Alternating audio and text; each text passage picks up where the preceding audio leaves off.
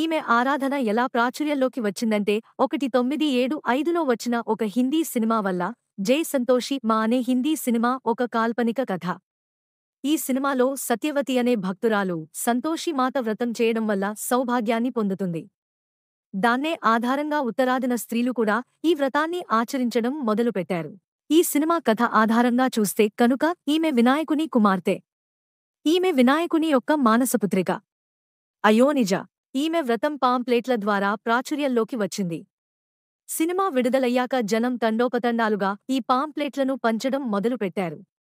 అలా చేయడం వల్ల వారికి శుభం కలుగుతుందని, ఏ పంచని వారికి అరిష్టమని వదంతులు నడిచాయి అప్పట్లో.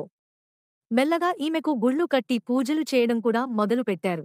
ఉత్తరాదిన సంతోషిమాతకు ఇప్పుడు విపరీతమైన ఆదరణ ఉంది. సంతోషి మా జగ్రాత అని రాత్రుళ్ళు జాగారం ఉండి భజనలు చేస్తారు. హైదరాబాద్లో కూడా సంతోషి మాత ఆలయాలున్నాయి. ఈమెను పూజించడానికి 7 శుక్రవారాల వ్రతం ఆచరిస్తారు ఉత్తరాదిన మహిళలు. పగలంతా ఉపవాసం ఉండి ఒంటి పొద్దు భోజనం చేస్తారు. అది కూడా 8 మంది బాలురకు భోజనం పెట్టిన తర్వాత మాత్రమే. పగలు దేవికి పూజలు చేసి సంతోషీమాత వ్రత కథను చదివి ఆరతులిస్తారు. కొందరు భజనలు కీర్తనలు కూడా చేసేవారున్నారు. ఏదేమైనా సినిమా ప్రభావం మనుషుల మీద ఎంతుంటుందని నిరూపించింది ఈ సినిమా.